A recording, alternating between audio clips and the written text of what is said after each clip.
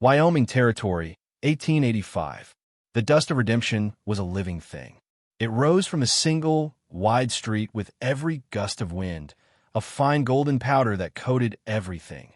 The unpainted faces of the buildings, the water trough where horses drank with weary patience, and the brim of Sheriff Caleb Thorne's hat. From the shade of his office overhang, he watched it swirl in the merciless afternoon sun, a dance of ghosts in the heat-shimmered air. This was his world, a world of sun-bleached wood, vast silences, and a heavy weight of solitude he had not so much chosen as surrendered to. Caleb's life was a fortress built of routine. He rose before the sun painted the eastern mesas, his first thought not of the day ahead, but of the quiet in his small ranch house. The quiet was a presence, a constant companion that had long ago replaced the laughter of his wife, Sarah, and the small, bright noises of his son, Thomas. He made his coffee, the bitter scent filling the empty rooms. He checked on his 2 horses, their soft knickers the only morning greeting he received.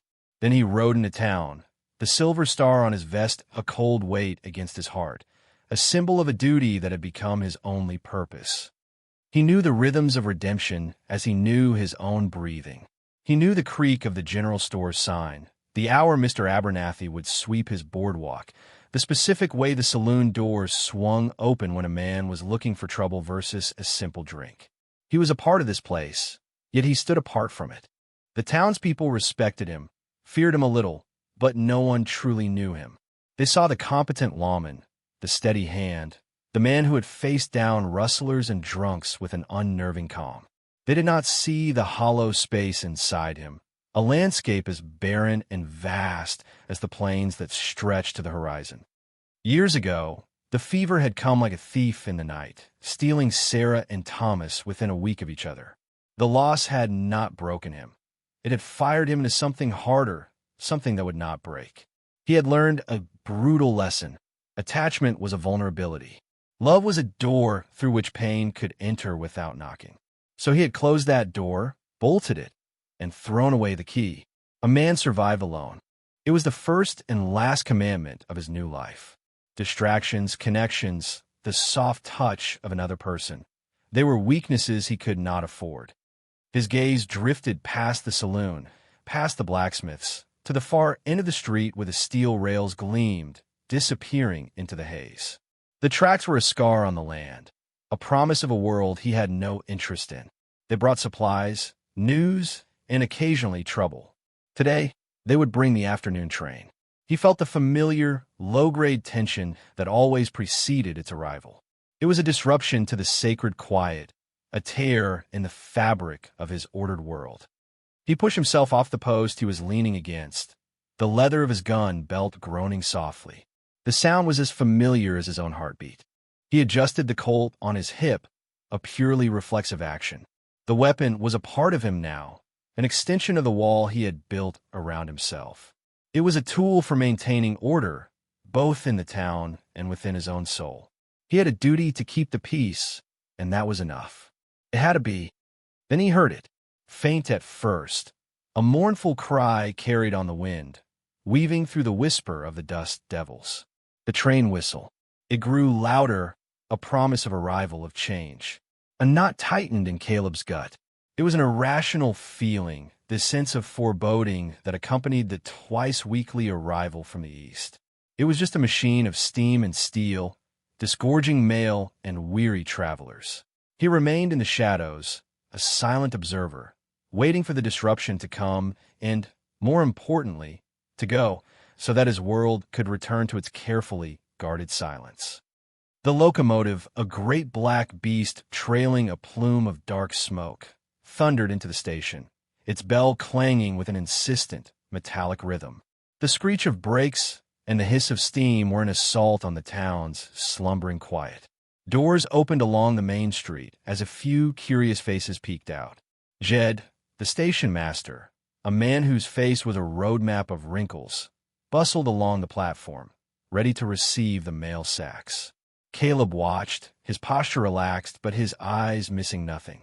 A few salesmen in rumpled suits stepped down, blinking in the stark sunlight.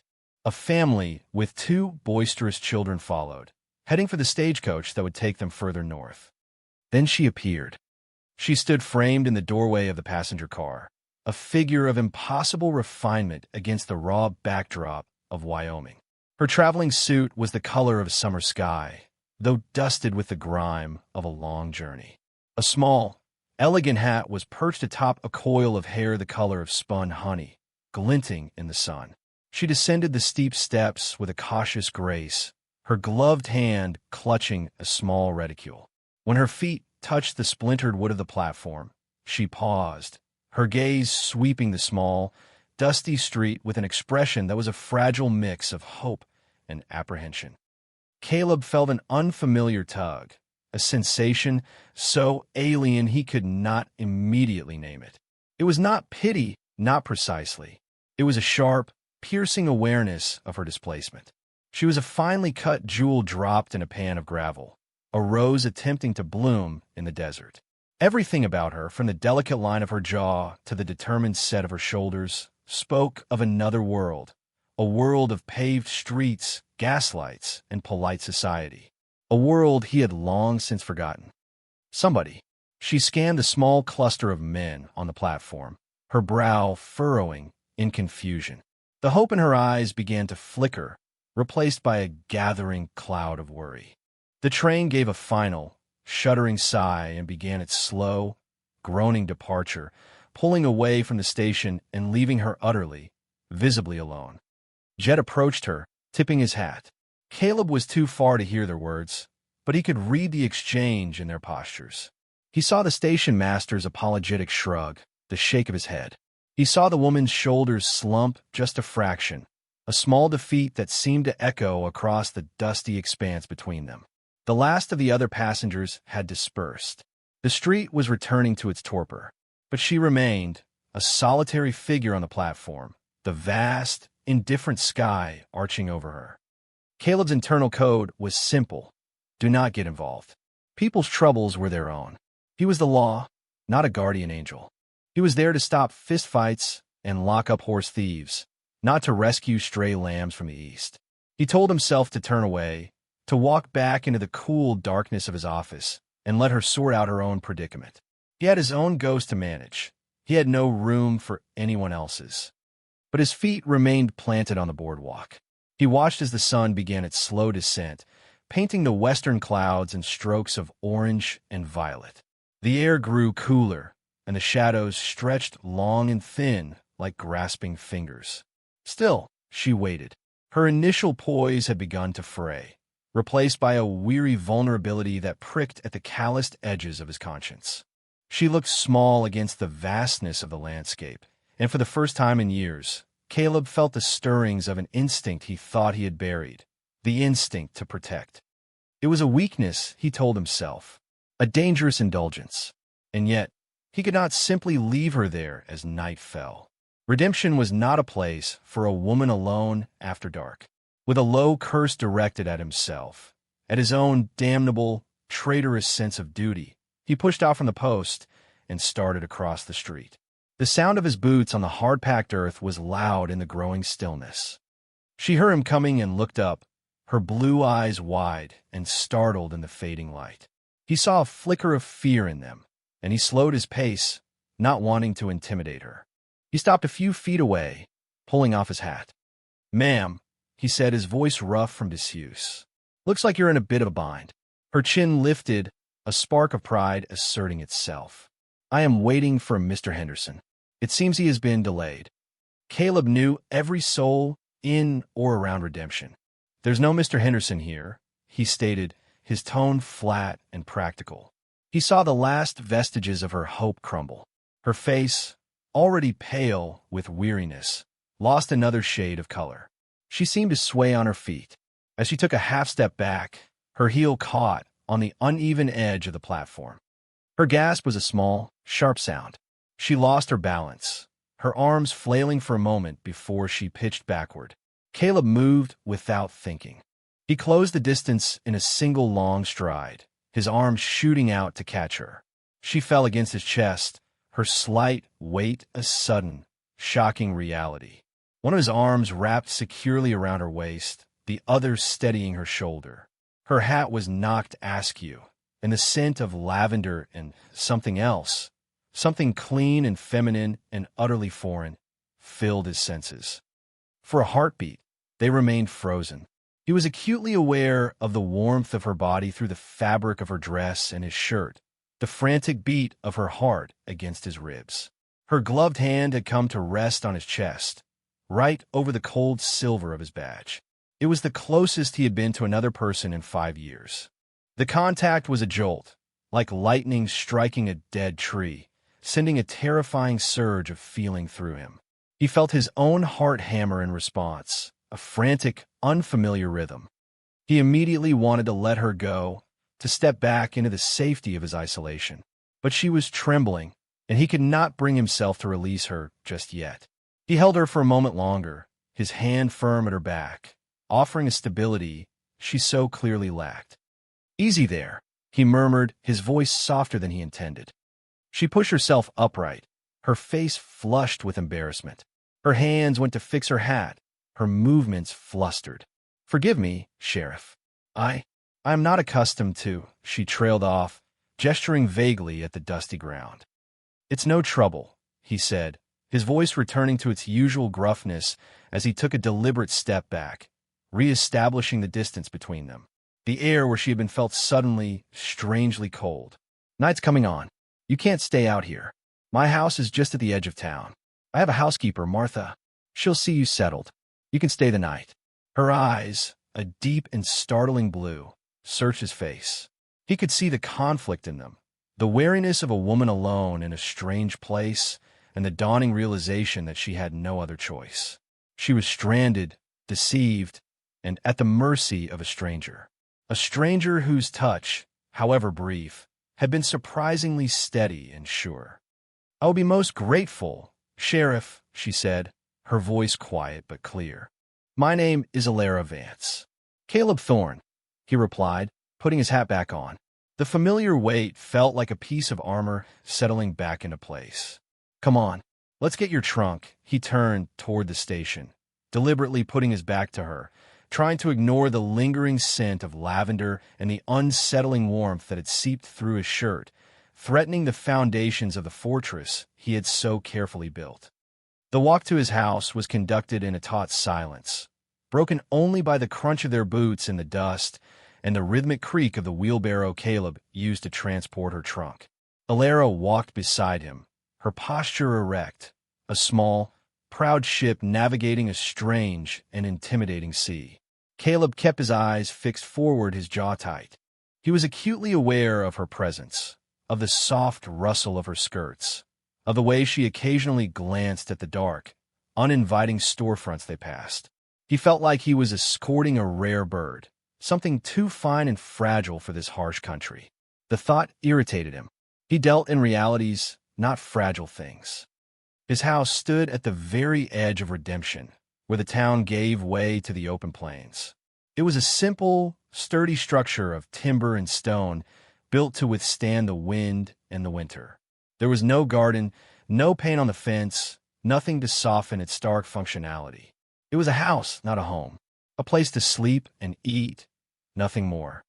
As they approached, the front door opened, spilling a rectangle of warm yellow light onto the dusty ground. A woman stood silhouetted in the doorway, her frame stout, her hair a bun of iron gray. This was Martha, his housekeeper for the past 4 years. She was a widow, practical and taciturn, who came 3 days a week to cook, clean, and keep the encroaching chaos at bay. Her presence was one of the few concessions Caleb made to comfort, and it was a purely practical arrangement. "Sheriff," she said, her voice as no-nonsense as her appearance. Her sharp eyes took in Alara, the wheelbarrow, and the trunk, and her expression remained impassive, though Caleb knew her mind was working furiously. "Martha," Caleb grunted, wheeling the barrow up to the porch. "This is Miss Vance. She's had some trouble with her arrangements. She'll be staying the night. In the spare room." Martha's gaze on Alara was thorough, but not unkind. She noted the fine clothes, the exhaustion in the younger woman's face, and the subtle tremor in her hands. "Of course," she said, stepping aside to hold the door open. Coming out of the chill, miss. I've got stew on the stove. Alara offered a small, grateful smile. Thank you. You are very kind. She stepped over the threshold into the main room of Caleb's house. Caleb followed, carrying her smaller valise, feeling like an intruder in his own space. The room was dominated by a large stone fireplace, a long table with 4 chairs, and a few shelves holding a sparse collection of books. It was clean, ordered, and profoundly masculine. The air smelled of wood smoke, old leather, and the faint, sharp scent of gun oil. Alara's presence instantly changed the character of the room. The deep blue of her dress was a splash of vibrant color in the monochrome world of brown and gray. She stood near the hearth, her gloved hands clasped before her, looking utterly out of place and yet, somehow, filling a space that Caleb had never even noticed was empty. Martha will show you to your room, Caleb said, setting her bag down. He needed to put distance between them. The house felt smaller, the air thicker. I'll bring your trunk up. Thank you, Sheriff Thorne, Alara said, her voice soft. He gave a curt nod and escaped out the front door, grateful for the cool night air and the physical task of wrestling the heavy trunk up the porch steps and through the house. By the time he maneuvered it into the spare bedroom, Martha had already lit the lamp on the nightstand. The room was simple, containing a bed with a patchwork quilt, a small dresser, and a washstand. It was clean but had the stale and used air of a space without a purpose. Alara stood by the window, looking out into the impenetrable darkness. It's so quiet, she murmured, more to herself than to him. It's what we have the most of out here, Caleb replied, his hands on his hips. Supper will be ready soon. He retreated, closing the door behind him, leaving her in the small circle of lamplight. He went back to the main room and stood before the cold fireplace, his arms crossed over his chest. He had done his duty. He had provided shelter. Tomorrow, he would see her onto the morning stagecoach back east, and his life would return to its predictable, solitary rhythm. The thought should have been a comfort. Instead, it felt strangely hollow. Dinner was a quiet affair. The 3 of them sat at the long wooden table, the clink of spoons against pottery the loudest sound. The stew was hearty and hot, and Caleb was glad for it, for the simple act of eating gave him something to focus on other than the woman sitting across from him. She had removed her hat and gloves, and the lamplight caught the gold in her honey-blonde hair. She ate with a delicacy that seemed at odds with the rustic food, but he noted that her appetite was healthy. She was not as fragile as she looked. The silence, which Caleb usually found companionable, now felt heavy and charged. It was Martha who finally broke it. Philadelphia is a long way off, she observed, her tone neutral. Alara looked up, a faint, sad smile touching her lips. Yes, it is.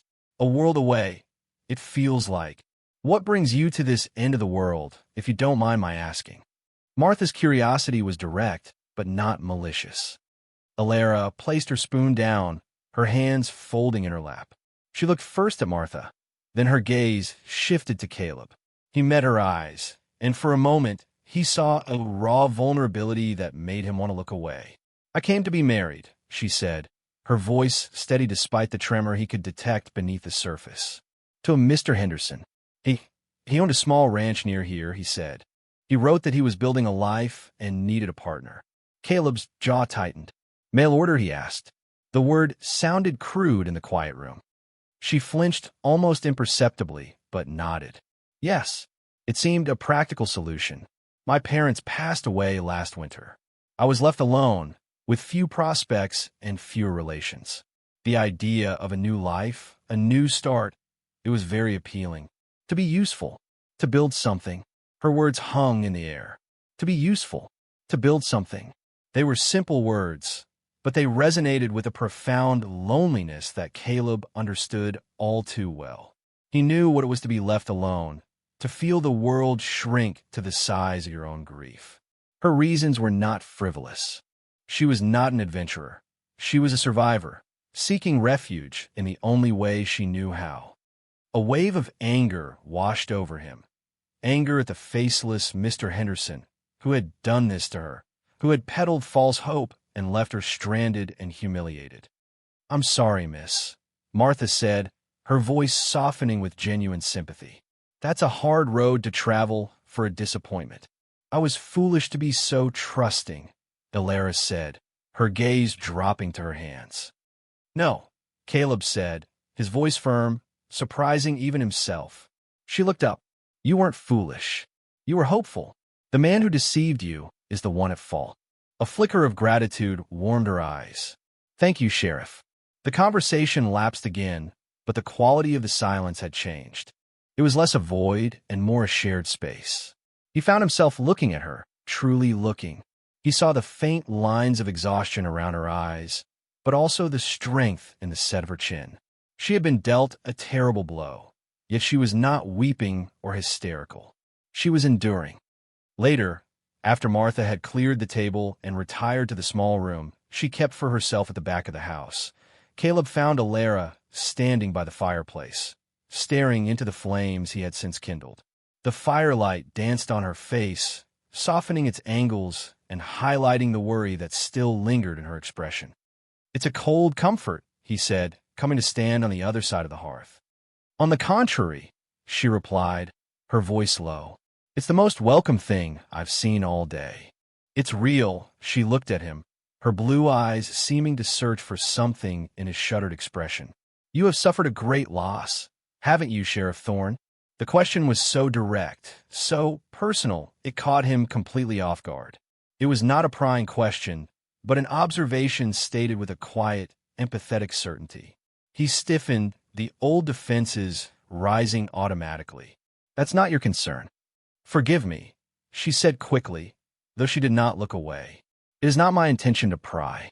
It is only—" I recognize the look, the way a person can be in a room, but their heart is somewhere else entirely. I have seen it in my own reflection for months. Her words disarmed him. She was not asking for his story. She was offering a piece of her own. She was building a bridge across the chasm of his solitude, using the shared stones of grief. For the first time in 5 years, someone was looking at him and seeing not the sheriff, not the stoic loner, but the man underneath. And he found, to his profound shock, that he did not want to turn away. He stared into the fire, the flames blurring as the faces of Sarah and Thomas swam in his memory. He could almost hear his son's laughter, feel the light weight of his wife's hand on his arm. The pain was a familiar ache, a phantom limb he had learned to live with. "I had a family," he said, the words tasting like rust in his mouth. "A wife and a son. The fever took them. 5 years ago." He didn't look at her. He couldn't. The admission felt like a betrayal of their memory, speaking of them to this stranger. But a profound quiet fell over the room, a quiet of respect and understanding. "I'm so very sorry for your loss, Sheriff," Ilara whispered. Her voice was thick with an empathy that was not pity, but a shared knowledge of the void that loss creates. He gave a short, sharp nod, unable to speak. He had shared the single most defining fact of his existence. He had opened the door to his fortress, just a crack, and shown her the desolation within. And she had not recoiled or offered empty platitudes. She had simply stood with him in the quiet, sharing the warmth of the fire. In that moment, a bond was forged between them, fragile and unspoken, but as real as the stone of the hearth or the fire that burned within it. He felt the first, terrifying tremor in the foundations of his solitude. The next morning, Caleb rose with the same rigid discipline as always, but something had shifted in the quiet of his house. It was no longer an empty quiet. There was an awareness of another presence, a soft breathing from behind the closed door of the spare room. It was a complication he had not anticipated, a loose thread in the tightly woven fabric of his control. He found Martha in the kitchen, already kneading dough for biscuits. She glanced at him, her expression shrewd. "The stage leaves at 10, she stated, not question. "I know," he said, pouring coffee. "Are you putting her on it?" Caleb stared into his cup. The plan had been simple. See her safely on her way back east. Close the book on this brief, unsettling chapter. But Ilara's words from the night before echoed in his mind. To be useful, to build something. She had not come all this way just to turn tail and run at the first obstacle. Pushing her back to a life she had deliberately fled felt less like helping and more like a sentence. "I'm going to look into this Henderson fellow first," he said, more to himself than to Martha. "Something isn't right." Martha just nodded, dusting her hands with flour. "Stew's still good for breakfast.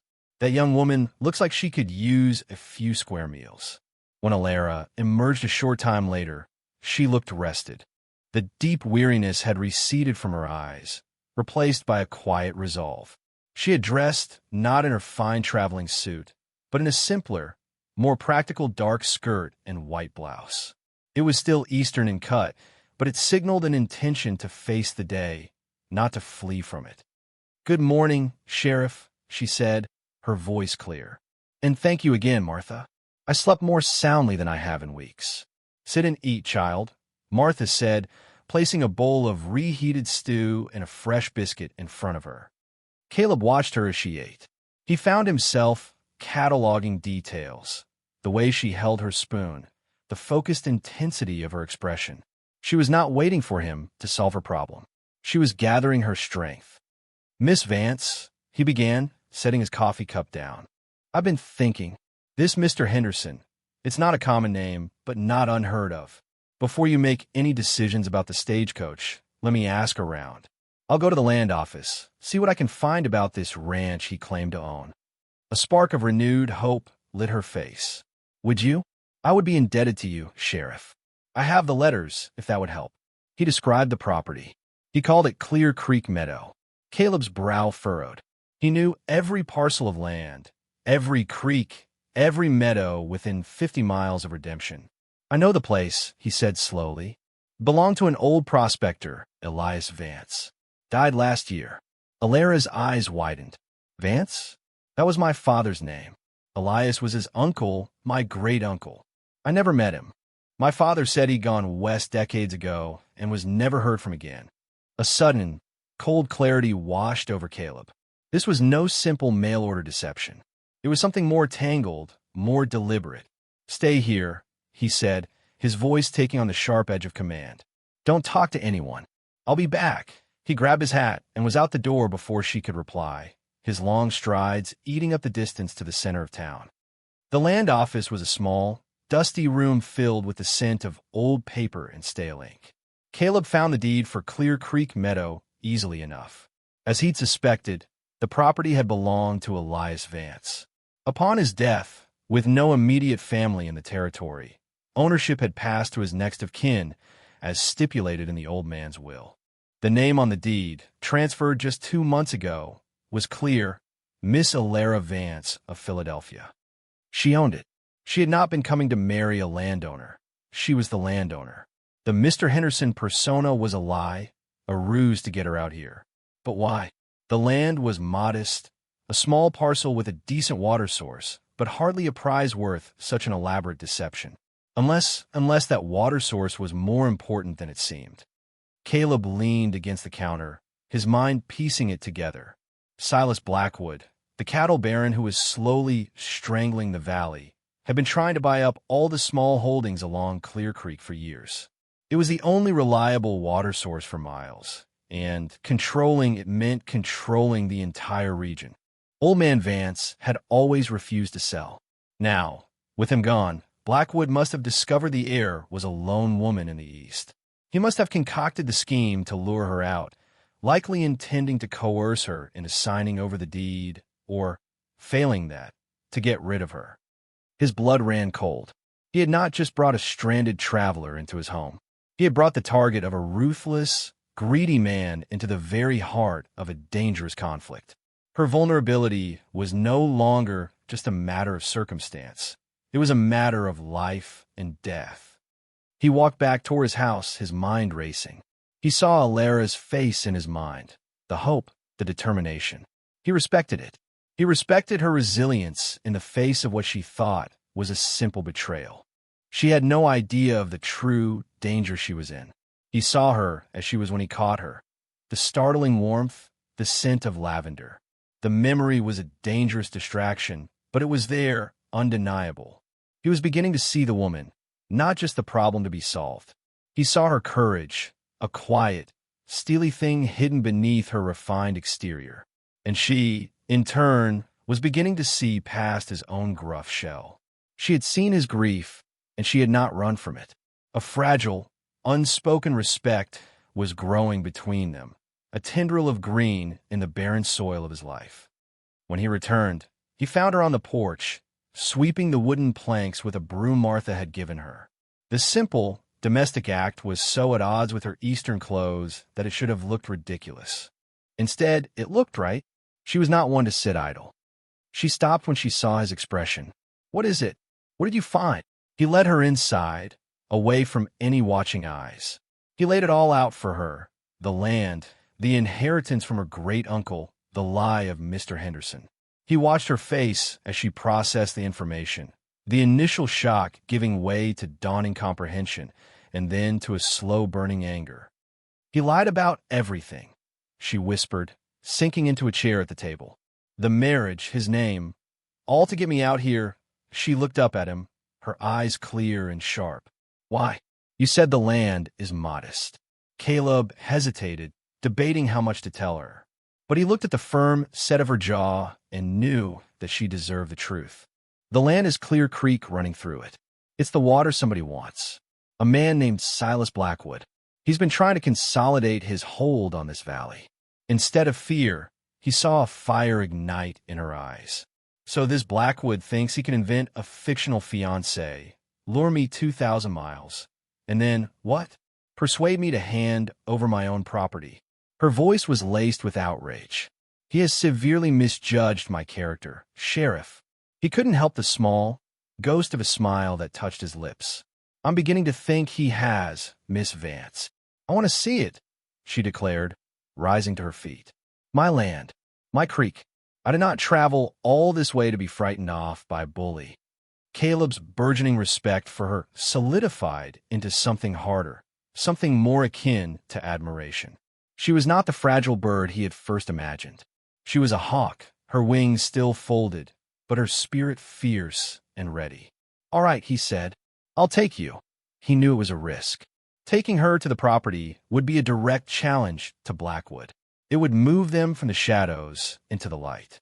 But it was her right, and his duty, he was beginning to realize, was not just to the town, but to the justice of her cause, and, to his own dismay, to her. The arrival of two unfamiliar men in redemption did not go unnoticed. They rode in on sweat-stained horses, their faces hard and their eyes constantly scanning, missing nothing. They were not cowboys or prospectors. They had the look of men who were paid for their guns, not their labor. They dismounted in front of the saloon, their spurs ringing with a predatory chime on the boardwalk. Caleb, watching from his office window, felt the familiar tightening in his gut. They were here for her. He had spent the morning preparing for the ride to Clear Creek Meadow, checking his rifle, saddling his most sure-footed horse, and packing a canteen. He had instructed Alara to wait for him at the house. Now, seeing these men, he knew the ride had just become infinitely more dangerous. He saw one of them look toward the end of the street, toward his house. They knew where she was. Silas Blackwood emerged from the saloon, a glass of whiskey in his hand. He was a big man, florid and fleshy, who dressed in tailored suits that looked out of place in the dusty town. He spoke to the two men in a low voice, a cruel smile playing on his lips as he gestured subtly with his glass. The message was clear. The threat was no longer theoretical. It had a face and a name. Caleb stepped out of his office, letting the door swing shut behind him with a solid thud. He walked slowly, deliberately down the center of the street.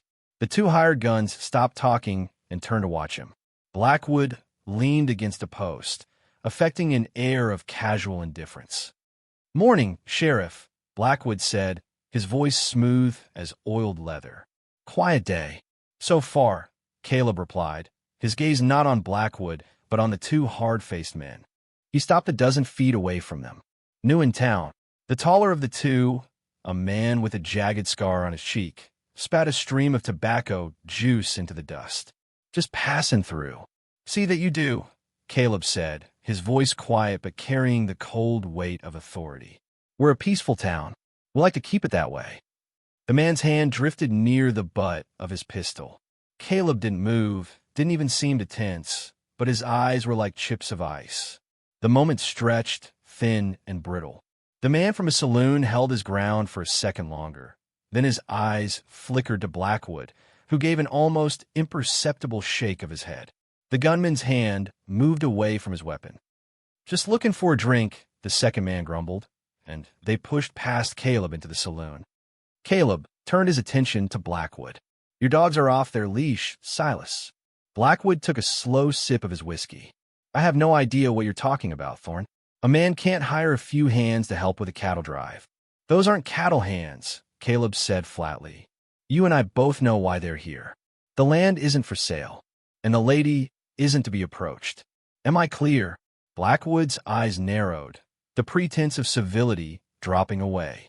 "You're making a mistake, meddling in things that don't concern the law. That woman is a complication. Complications have a way of getting smoothed out.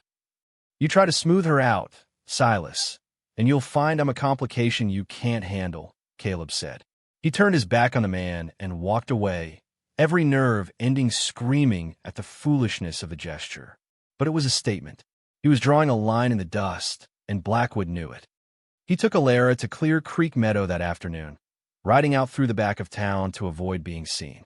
He had given her one of his own horses, a gentle mare, and was surprised at how competently she handled the animal.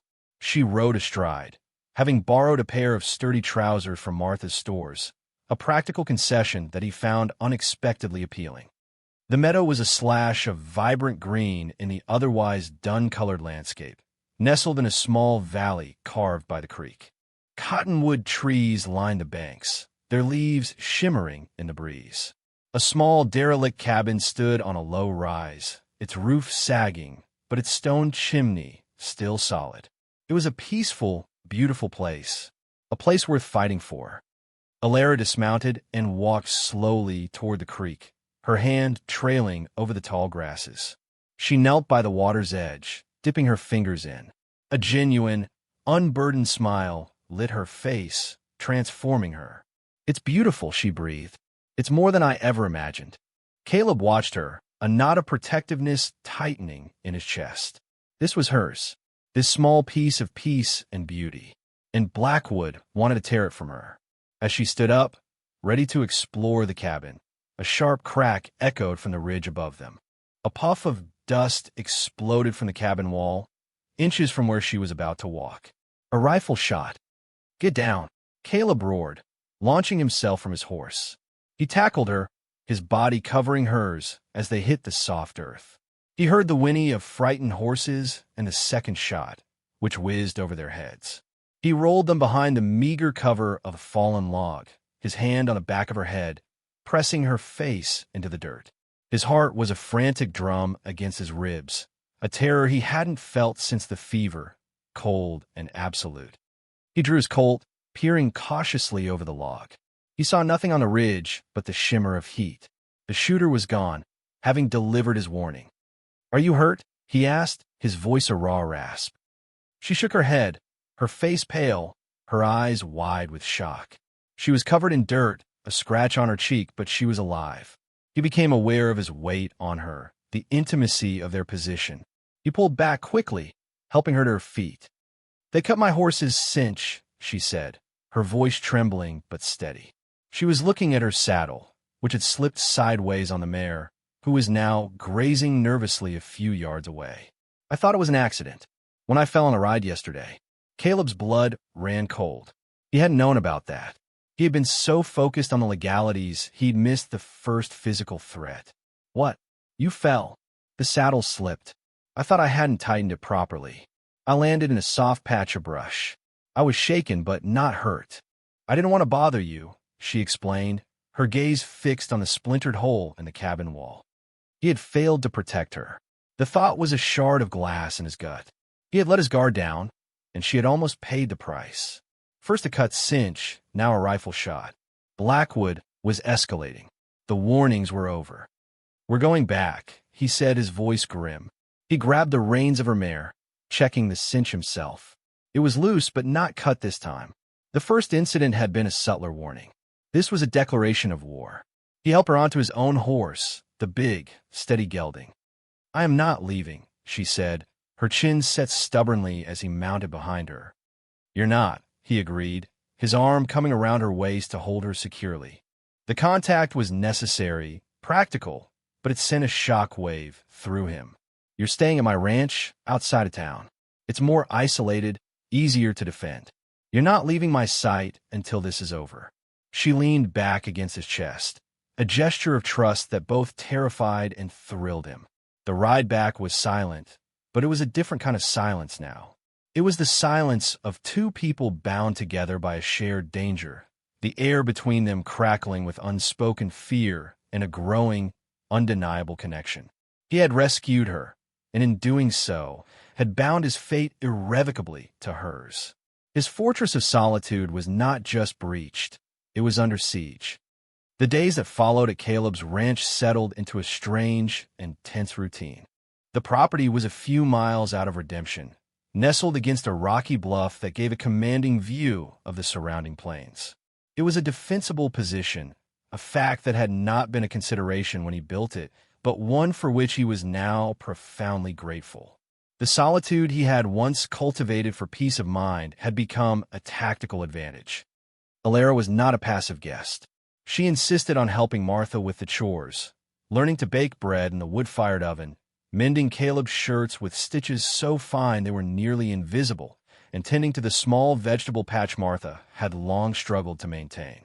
She brought a sense of life to the stark functionality of the ranch, her presence softening its hard edges. The scent of baking bread mingled with the familiar smells of leather and dust. Wildflowers she picked on her supervised walks around the house appeared in a jar on the dinner table. Caleb watched her, a constant war raging within him. Part of him, the part that was a sheriff, saw her as a responsibility, a civilian to be protected. But the man he had tried to bury for 5 years saw something else entirely. He saw her resilience, her quiet determination not to be cowed by Blackwood's threats. He saw the intelligence in her eyes when they discussed the situation, the way she asked sharp, practical questions. He saw the grace in her movements, whether she was kneading dough or simply walking across the porch. He found himself talking more than he had in years. In the evenings, after Martha had gone to bed, they would sit on the porch, the vast, star-dusted sky arching above them. He would tell her about the land, about the changing seasons, the habits of the antelope and the eagles. She, in turn, would tell him about Philadelphia, about books and music and a world of crowded, vibrant life that seemed as alien as the moon. They were mapping the landscapes of their different lives, and in doing so, they were charting the territory between them. But the danger was a constant, unspoken presence. Caleb never relaxed his vigilance. He slept lightly, his Colt on a nightstand beside him. He spent his days patrolling the perimeter of his land, his rifle never far from his hand. The 2 hired guns had been seen, circling the property at a distance, like vultures waiting for a sign of weakness. Blackwood was biding his time, applying pressure. One afternoon, the pressure took a new form. A rider approached the ranch, not with the stealth of an attacker, but openly, a white flag tied to his saddle horn. It was one of Blackwood's regular ranch hands, a young man with fear in his eyes.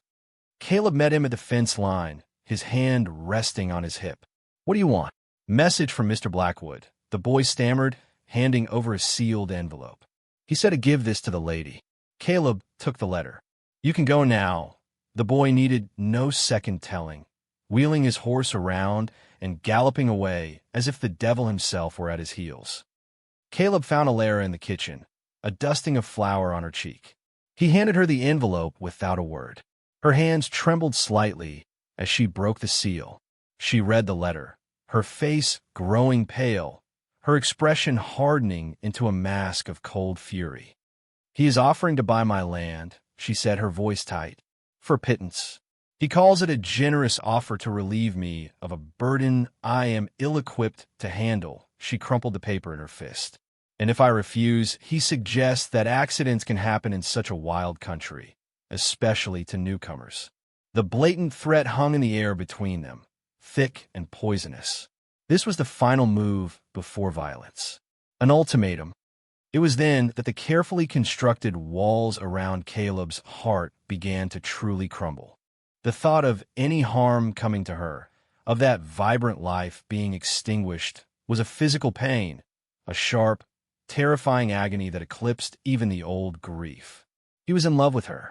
The realization struck him not with the gentle warmth of a sunrise, but with the brutal force of a lightning strike. And it terrified him. Love was loss. Love was pain. He had learned that lesson in the most brutal way imaginable. He could not lose her, not like he had lost Sarah and Thomas. The only way to protect her, the only sure way, was to make her leave. He had to drive her away, back to the safety of the world she belonged in, away from him and the danger he had drawn her into. He hardened his face, pulling on a mask of the cold, solitary sheriff. He had to be cruel to be kind. It was the only way. "He's right," Caleb said, his voice flat and devoid of emotion. Alara stared at him, her eyes wide with disbelief. "What?" "Blackwood. He's right," Caleb repeated, forcing the words out. "This is no place for you. You're not equipped for it. You think you can fight a man like him? You're a lady from Philadelphia who has been here a week. You should take his offer, meager as it is, and get on the next train east. Go back where you belong." Each word was a stone he threw at her, and he saw each one hit its mark. The color drained from her face, replaced by a deep, wounded hurt. The admiration and warmth he had seen in her eyes when she looked at him were extinguished, replaced by a cold, shimmering anger. "I see," she said, her voice dangerously quiet. "I have been a burden to you, a complication, as Mr. Blackwood so eloquently put it." "You're a problem I don't need," he lied, the words tasting like ash in his mouth. "I have a town to run. I can't spend all my time protecting a woman who is too stubborn to see reason." The hurt in her eyes was unbearable, but he forced himself to meet her gaze, to show her nothing but cold indifference. This was the only way. He had to sever the bond between them, for her own good. He was pushing her away to save her. She drew herself up to her full height, her dignity a shield against his cruelty. "You have made your position perfectly clear, Sheriff. I apologize for having imposed upon you. I will not be a burden a moment longer. I will leave on the morning train." She turned and walked from the room, her back ramrod straight, leaving him alone in the sudden, crushing silence. He stood there for a long time, the crumpled letter from Blackwood lying on the table like a testament to his failure. He had done what he thought was necessary. He had pushed her away. He had ensured her safety. But as the silence of the house pressed in on him, it no longer felt like peace. It felt like the grave. He had saved her from Blackwood, but in doing so, he had ripped out his own heart. The fortress was secure once more, but its master was now a prisoner, alone in the dark. The night was a torment. Caleb did not sleep. He sat in the dark of the main room, a rifle across his knees, listening to the sounds of the plains and the even louder sound of his own recriminations. He had seen the look in Alara's eyes, the deep, shattering hurt of his betrayal. He had taken her trust, something she had given him so cautiously, and he had thrown it back in her face. The memory was a fresh wound, raw and bleeding. He told himself it was for the best. She would be on the morning train, heading east, back to a world of safety and civilization. Blackwood would have no reason to harm her once she was gone and had agreed to sell. He, Caleb, would be left with the familiar emptiness of his life, an ache he knew how to manage. It was a clean, surgical cut, a necessary amputation to save the patient, but it felt like he had cut off his own soul. He heard a floorboard creak in the hallway. He knew it was her. He could feel her presence, even through the wall. He imagined her in the spare room, packing her trunk, her heart as heavy as his own. The distance between their rooms was only a few feet, but he had created a chasm between them that felt as wide and impassable as the continent. Alara, for her part, packed with a numb, methodical precision. Each folded dress, each carefully wrapped memento from her old life, was a confirmation of her failure. She had come west seeking a new beginning and had found only deceit and danger. But the deepest wound was not Blackwood's treachery, it was Caleb's dismissal. She had allowed herself to see past his harsh exterior. She had seen the profound grief he carried, the honor that guided his actions, the kindness he tried so hard to conceal. She had felt safe with him, not just from physical threats, but safe enough to show her own vulnerability. She had begun to feel something for him, a feeling as bright and hopeful as the wildflowers she'd placed on his table. And he had crushed it. "This is no place for you. Go back where you belong." His words echoed in her mind, a cruel litany of her inadequacy. He saw her as she had feared everyone would see her, a delicate, useless thing from the East, a burden. Her resolve hardened into a cold, brittle anger. She would leave, yes, but she would not be chased away. She would face Blackwood herself in the morning, sign his wretched papers, and leave with her head held high. She would not give Caleb Thorne the satisfaction of thinking he had rescued a damsel in distress. The first hint of dawn was a pale gray line on the eastern horizon when the sound came. It was not a sound of the night, not the cry of a coyote or the whisper of the wind. It was the soft, deliberate crunch of a boot on gravel just outside the house. Caleb was on his feet in an instant, every sense screaming. It was too soon. They weren't waiting for her to leave. They were coming now. Another sound, the faint metallic click of a rifle's hammer being cocked. He moved without a sound, crossing the room to her door. He didn't knock. He pushed it open gently. She was standing by the window, fully dressed, her packed trunk at the foot of her bed. She turned, startled, her hand flying to her throat. The anger in her eyes was immediately replaced by alarm as she saw the look on his face, the rifle in his hands. "They're here," he whispered, his voice a low, urgent command. "Get away from the window. Stay down." The first gunshot shattered the pre-dawn stillness, and with it, the window in Alara's room. Glass exploded inward, spraying across the floor. Alara cried out, stumbling back, and Caleb lunged, pulling her down to the floor with him. "Stay behind the bed," he ordered, crawling toward the doorway to get a better angle on the main room. He was a fool. He had thought pushing her away would keep her safe, but he had only isolated her in the most dangerous place possible. Blackwood wasn't taking any chances. He wanted the land, and he wanted no witnesses. Another shot ripped through the front wall, thudding into the wooden table. They were surrounding the house. He counted the shots, the directions. At least 3 of them, maybe 4. "Caleb." Alara's voice was tight with fear, but it was not hysterical. She was crawling toward him. "What do I do?" He looked back at her, crouched low in the dim light. Her face was pale, but her eyes were clear and focused. He saw no weakness in them now, only a terrifying, courageous fire. His heart ached with a terrible mix of fear and love. "In my room," he said, his voice low and fast. "By the bed. My spare rifle and a box of cartridges. Do you know how to load one?" "My father taught me," she said, her voice steady. "For skeet shooting. It has been a long time." "It'll come back to you," he said. "Load it. Don't fire unless you have a clear shot and they don't see you. Just load it and keep it ready." She nodded once, a quick, sharp gesture, and then she was gone, scurrying on hands and knees across the hall. Caleb felt a surge of pride, quickly swallowed by terror.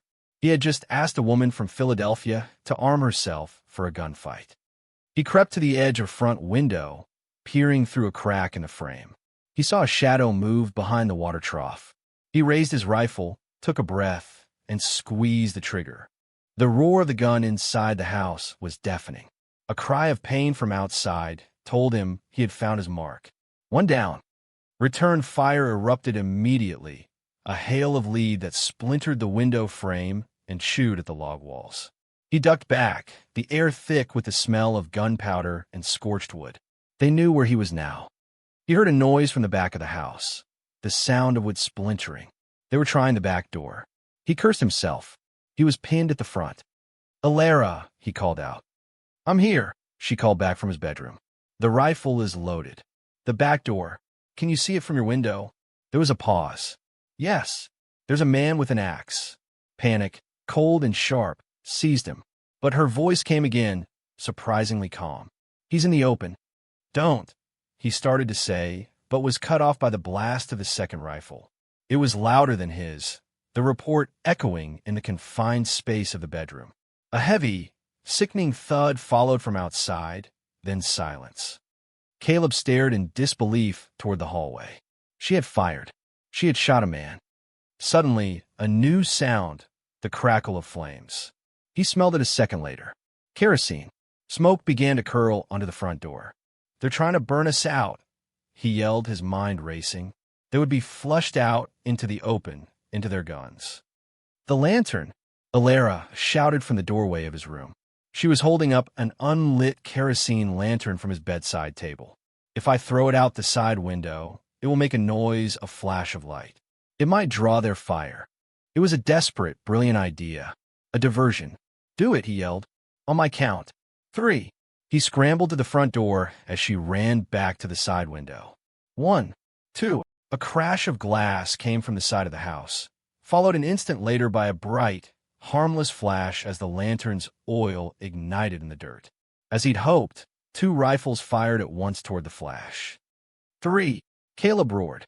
He kicked open the front door and rolled out onto the porch, firing into the pre-dawn gloom at the muzzle flashes he had just seen. One man, standing exposed by the corner of the barn, staggered and fell. But the fourth man, the one with the scar, was smarter. He hadn't been fooled. He was waiting, crouched behind the woodpile. He rose now, leveling his pistol not at Caleb, but at the open front door, at the smoke-filled space where he knew Alara must be. Caleb's blood turned to ice. He was too far away, his rifle empty. Alara, no, he screamed. Time seemed to slow. He saw the man's finger tighten on the trigger. But then, a blur of motion from the doorway. Alara, not retreating, but charging forward. She wasn't holding the rifle. In her hands was the heavy iron poker from the fireplace. With a cry that was pure, primal fury, she swung it with all her might. The poker connected with the gunman's arm with a sickening crack of bone. His shot went wild, burying itself in the porch roof above Caleb's head. The man screamed in agony, dropping his pistol as he clutched his shattered arm. Caleb was on him in a second, the butt of his empty rifle striking the man's head with a dull thud. The gunman collapsed in a heap. Silence. A profound, ringing silence broken only by the crackle of the small fire by the door, the groans of the wounded man, and Alara's ragged, desperate breathing. The sky was now a bruised purple. The battle was over. Caleb dropped his rifle and turned to her. She stood in the doorway, the heavy poker still clutched in her hands, her knuckles white. Her face was smudged with soot, her hair falling from its pins, her eyes wide and luminous with shock and adrenaline. She had not been a victim. She had been a warrior. He strode to her, his long legs closing the distance in 3 steps. He reached out and gently took the poker from her hands, letting it fall to the porch with a clang. Then he pulled her into his arms, crushing her against him. He buried his face in her hair, inhaling the scent of her, the scent of smoke, the scent of life. His entire body was shaking with the violent aftermath of terror and relief. I thought I'd lost you, he rasped, his voice thick and broken. All the walls, all the defenses, all the carefully constructed lies he had told himself and her, were gone, burned away in the fire and the fighting. There was only the truth, raw and undeniable. He pulled back just enough to look at her, his hands framing her face, his thumbs wiping away the soot on her cheeks. I was a fool, he said, his voice raw with emotion. Everything I said yesterday, it was a lie. I was trying to push you away because I was scared. I was terrified of losing you. Her eyes, wide and searching, filled with tears. Caleb, I love you, Alara, he said, the words he thought he would never speak again tearing from his soul. I love you. Don't leave. Don't ever leave. He looked past her, at the land glowing in the first rays of the sun, at the life she had fought for, that they had fought for together. He brought his gaze back to her, his heart in his eyes. Stay with me. Come with me, and I'll show you a life worth fighting for. Our life. The aftermath was swift and decisive. With two of Blackwood's hired guns dead and one wounded and captured, the truth of the night's events was undeniable. Caleb left the prisoner, his arm crudely splinted, tied up in his own barn, and rode into town with Alara. He was no longer just the sheriff. He was a man protecting his own. He went directly to the telegraph office and sent a wire to the territorial marshal in Cheyenne, detailing the assault, the conspiracy, and naming Silas Blackwood as its architect. Then, with Alara at his side, he walked to the saloon. Blackwood was there, drinking his morning whiskey, the picture of arrogance. When he saw them walk in, alive and together, his face went slack with shock, then contorted in a snarl of fury. "Thorne," he spat, "you should have stayed out of it." "It's over, Silas," Caleb said, his voice calm and cold. He unpinned the silver star from his own vest and pinned it onto the shirt of his deputy, a young, earnest man named Miller who had come running at the sight of them. "Deputy, arrest this man for conspiracy to commit murder." Blackwood laughed, a harsh, ugly sound. "You have no proof." "I have a wounded man in my barn who's ready to tell the marshal everything he knows to save his own neck," Caleb said. "And I have her." He glanced at Alara, and the look that passed between them was more powerful than any legal document. "She's all the proof I need." Blackwood lunged, not for a gun, but for the back door. He never made it. Caleb's fist shot out, a single, precise blow that sent the larger man crashing to the floor in an unconscious heap. The patrons of the saloon, who had been frozen in place, collectively let out their breath. The reign of Silas Blackwood was over. They walked back out into the bright morning sun, the dust of the street no longer seeming oppressive, but simply a part of the world. Their world. The town felt different, as if a storm had passed, and the air was now clean. They stopped in front of the small, clapboard church. The events of the past few hours had stripped away all pretense, all hesitation. Caleb turned to Alara, taking both of her hands in his. They were smudged with dirt and gunpowder, but they felt strong and sure in his grasp. "I meant what I said, Alara," he said, his voice low and earnest for her alone. "Every word." "I know," she whispered, her eyes shining. In them, he saw not the refined lady from the East, but the strong, courageous woman who had faced down death with an iron poker and an unshakable will. She had not been changed by the West. She had been revealed by it. He reached into the small pocket of his vest, his fingers closing around a small, worn velvet box he had carried for years, a relic of a past he thought was his only future. He had kept it out of sense of duty, a memorial. Now it felt like a promise. He opened it. Inside, nestled on the faded lining, was a simple, slender gold band.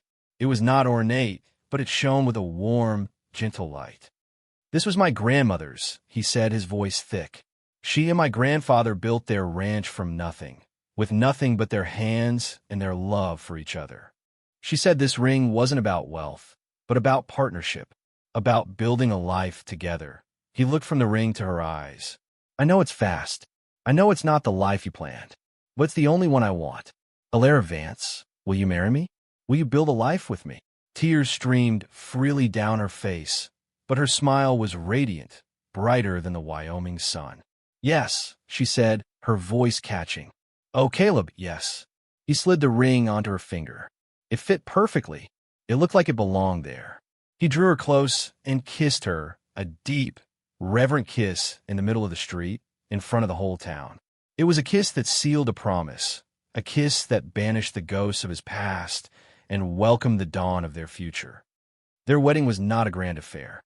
It was held a week later in the same small church, the pews filled not with strangers from a distant city, but with the people of redemption. Jed the station master was there, beaming. Martha, her usual stern expression softened by a rare, watery smile, stood beside Alara. Deputy Miller stood as Caleb's witness, his new badge polished to a high shine. The whole town came, their presence a quiet, solid testament of support. They had seen the lone, haunted sheriff transformed by the arrival of the brave woman from the East. They were not just a couple. They were a part of the community, their story already weaving itself into the town's own. After the ceremony, they didn't leave on a honeymoon. Instead, the townspeople followed them out to the ranch. Armed with hammers, saws, and pots of food, they came to help. The men worked with Caleb to repair the bullet holes and replace the shattered windows.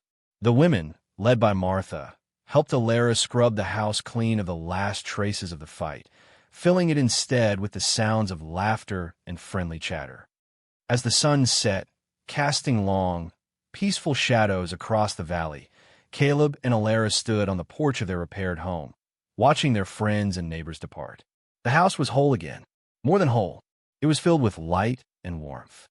Caleb slipped his arm around her waist, drawing her against his side. "You see," he murmured, his lips against her hair. "This is what I meant. A life worth fighting for." Alara leaned her head against his shoulder, her hand resting on his chest, her new ring warm against his skin. She looked out at the vast, beautiful land that was now her home. She had come west seeking a life, and she had found one, but it was nothing like she had expected. It was harder, fiercer, and infinitely more real. It was a life she had chosen, a life she had fought for. And standing here, in the arms of this strong, good man, she knew it was a life of profound and lasting happiness. 2 years later, the sun, a benevolent gold, spilled over the eastern bluffs, warming the timbers of the ranch house. The house itself had grown. A new wing extended from the north side, its windows bright and clean, its wood still smelling faintly of fresh-cut pine. The porch was wider now, with 2 sturdy rocking chairs and a small, chaotic pile of wooden blocks. Alara sat in one of the rockers, a gentle breeze stirring the loose tendrils of honey-blonde hair that had escaped her braid.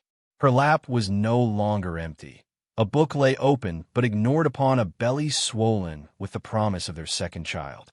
At her feet, a little boy with a shock of dark, unruly hair and Caleb's serious gray eyes concentrated fiercely on stacking the wooden blocks. This was Thomas Elias Thorne, a name that bridged 2 pasts to build one future. "Mama," the boy said, his voice a sweet, childish treble as his tower of blocks tumbled down with a soft clatter. "Up!" He held his arms up to her, his face a perfect blend of his father's determination and her own expressive warmth.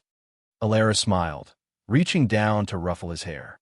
"Not right now, my love. Mama is a bit too round to lift a strong boy like you today. Why don't you go see if you can spot Papa coming home?" The boy's face lit up. "Papa." He scrambled to his feet and ran to the edge of the porch, his small hands gripping the railing as he scanned the vast, open range. The quiet that settled was no longer the empty, aching silence Caleb had once cherished. It was a peaceful quiet, filled with the hum of life. The buzzing of bees in the wildflower garden Alara had planted, the contented clucking of chickens from a coop, the sigh of the wind through the cottonwoods down by Clear Creek. It was the sound of a home, thriving and full. Alara had not just adapted to the West. She had bloomed in it, her resilience and intelligence finding fertile ground.